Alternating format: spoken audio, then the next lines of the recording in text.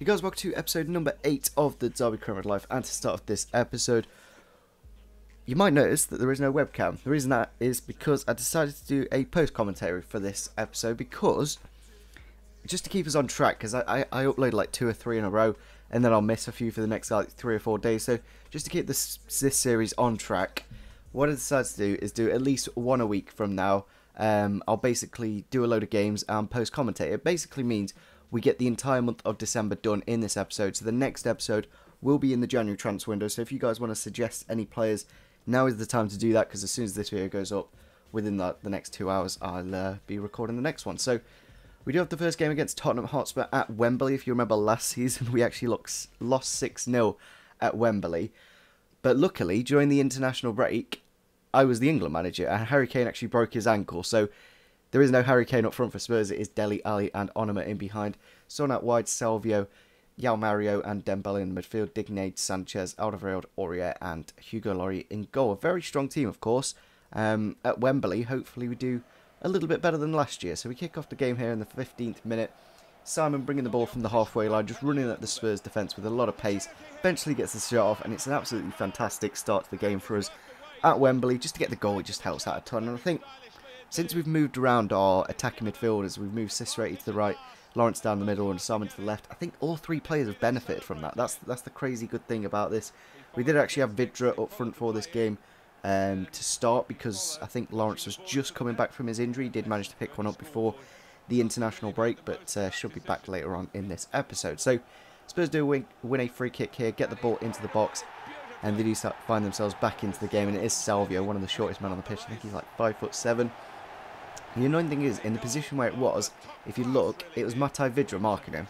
Like, why is there not like a Lewis Dunk, a Rawson, or a Palmer Brown there, like one of my good centre-backs that can actually win the ball? Instead, it's my one of my shortest players, so a little bit frustrating. But nevertheless, into the second half here, Jerry, coming off the bench, manages to hit the post, but then the check is there to find the back of the net with the rebound to get us back into the lead against Spurs. It's nice to see we're doing a lot better. If you remember this time last year, as I did say at the start, we were losing about 5-0 by this point, and at this point, this next year, we're winning 2-1. So you really can't complain. It kind of shows how well the team has grown over the last year. And even players that are still, like Vidra, that's his first goal of the season. It's kind of crazy when you think he was the top goal scorer last year. But nevertheless, going into the last 10 minutes here, Eriksson, with a nice bit of dribbling, finds himself on the edge of the box and finds the back of the net with a really nice strike. Obviously, he did get that hat-trick a few days ago against the Irish, and yeah, kind of mugged me off there with a nice bit of skill to go around Rawson, and then unfortunately did find the back of the net. We go into the 90th minute here. Great shot from Jerry, but just as good as a save from Hugo Lloris to keep it out and to keep Spurs the point. And I'm not going to complain. Going into this game, I was expecting to lose, so to get a point at Wembley, I'm not going to complain. Other than the goals, there was very few highlights. A couple of saves from each the keeper, but I think all in all, a point was probably a fair result. And with that point, it does keep us mid-table at 11th. But we, like, getting a point against one of those teams. I know Spurs are 16th, but still I see them. It's kind of crazy how there's like Spurs and Arsenal in the bottom half. It's like really frustrating on career mode when that does happen. But nevertheless, we are going to go into the next game against Sunderland now, who have been newly promoted this season on this career mode. I was just trying to decide what kit would be best to pick. I do go for their red and white kit in the end. They do have a 4-4-2 in this game, playing Mika in goal, Corbett right back, Giulio Boggi, Kone, Oviedo, and then Romero, Catamol, McNair, Kazri, Cassiera, and Harnick up front. Obviously 2 new strikers for them, but other than that, it's a very similar looking Sunderland side. Corbett right back as well, a new signing, but still I felt we were pretty confident going into this game, but we didn't exactly kick it off too nicely. Dunk gets the tackle in here, wins the ball back, but just couldn't pass it around him, and they do find the back of the net there in the first 4 minutes of the game. Not exactly the start I was looking for against a team like Sunderland, obviously with the 4-4-2. They could have made it a lot, really, really difficult for us, and it did actually take us a very long time to really make a chance in this game, and we do actually get one on the stroke of half time there with Tammy Abraham. I think as soon as we got that goal with him, he just came to life. Before that, we had like 3 or 4, maybe even 5 games where he just didn't score. I think it took until the Carabao Cup game for him to really get those goals and get his Derby County career kicked off, because obviously we've got him on loan for 2 seasons, so even after this year, we're going to have him for another year. So it's like, it's kind of buying him, but a bit of a cheat at the same time. We go all the way up to the 89th minute of the match here, and it is our centre-back, Kera, who manages to find the winner in the final moment of the game. At the time, like, it's kind of annoying, these kind of moments, because at the time I was really happy that I got that goal in the last kick of the game, but it's one of them things where if I didn't do this kind of video, it wouldn't have happened for another couple of days. So I think just to keep it flowing, and obviously to keep you guys interested in the series and stuff like that, yeah, I think it's just to get one of these episodes out every like 3, maybe even 4 or 5. I think every 4 or 5 episodes, maybe once a week, something like that. That'd be pretty cool. Hopefully you guys don't hate this kind of episode. I think they're quite useful in a way, because these games aren't exactly the most exciting games in the world, let's be honest. Maybe the Spurs game's decent. There is Arsenal and Everton towards the end of the episode as well, but teams like Sunderland, Aston Villa, and there's somebody else who I play in this episode, I can't remember who, but the teams that, like, I know I'm going to win them, so it's like, it's really kind of boring going in against those top, well, the bottom 5 teams basically. So looking at the table, we are into the top 10 now with 20 points on 9th position, with Liverpool, City and United all above us. So we're in a pretty good position. I really can't complain on how well we are doing at the moment. So we're going to go into the next game against Aston Villa at Villa Park. As I was saying, like, the teams that are like already got scanned stadiums, I think they're more likely to get promoted on career mode. They do have Bradley Johnson there in the holding midfielder position. I remember Bjarnason was like the top goal scorer when we were in the Championship as well, so hopefully he doesn't score against us in this game. And obviously we sold, what's his name, Baluli. We sold Baluli to Aston Villa for like quite a bit, so maybe he'll come off the bench late on in the game. But nevertheless, we go into the game against Aston Villa. We kick off quite nicely, just holding it. Like, Lawrence is a really nice player to have in that middle, because he's got fantastic agility and balance and everything that a centre attacking midfielder needs. And then you've got Tammy Abraham, the absolute bomb up front that can just power, pace and everything to create the chances. And as you can see here, the ball went to Jordan Ibe, and we kicked off the game in the first 2 minutes.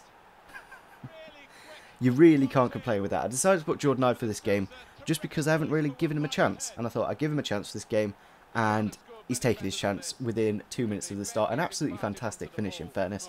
He does have very good shooting now, to be fair. He has got like 80 finishing, so maybe playing him a few more games probably would be a wise idea. And we go to the 7th minute here. Tammy Abraham holding up the ball nicely. Goes to the Italian Ciceretti, runs on the outside, gets the ball across the 6-yard box, and Tammy is at the back post there to double the lead in the first 10 minutes against Aston Villa. And by this point, like, I could feel Aston Villa just crumbling like they were when they were back in the Premier League a few years ago now. You could literally just walk through them like butter and, yeah, just easily beat them. It was as simple as that. So we go into the 26th minute of the match here. Tammy Abraham gets his second goal of the game, makes it 3-0.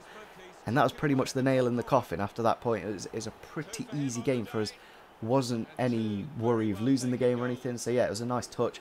Did it across the defence, and then just as good as a finish to find the top left-hand corner.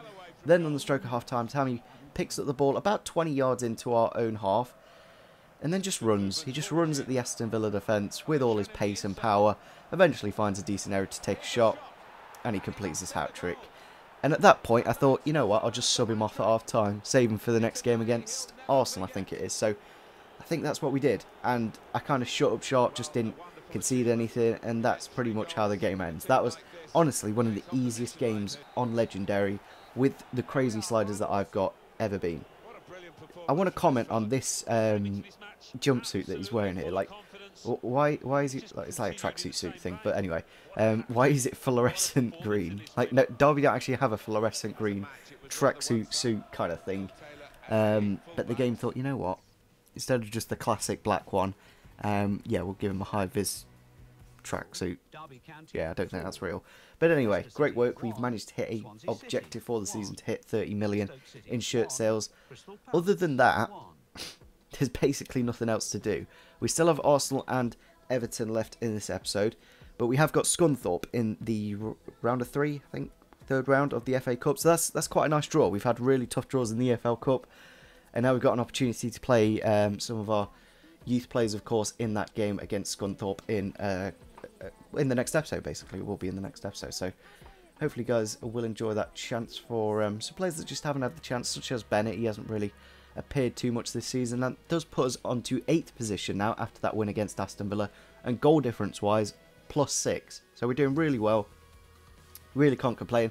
And that's another thing with these episodes. I can really concentrate on the gameplay. I don't have to think about, oh, how am I going to commentate this, how am I going to say this attack. I could just play FIFA and win it. It's as simple as that. So it is a lot easier in these kind of situations, but nevertheless, we go into the next game at home against Arsenal. Looking at their team, they don't have the strongest side. They've got Mavidi up front, and then Asano and a load of other youngsters, Nelson, Bramall, Moore. It's a really weak. There is Virgil van Dijk, but other than that, it's a really weak Arsenal team. And we did put Jordan Ibe in from the start after that really good start against Aston Villa, and he did win us a penalty there in the first 15 minutes. Virgil van Dijk, the only really good player in the team, gives it away and gives us a great chance to get the game kicked off against Arsenal. So hopefully we can find the back of the net with the penalty. It is going to be probably Tammy Abraham. I think he's got he's got 80 penalties. I don't think anyone else has got a stat like that. So we do look to the left, look to the right, and go down the middle.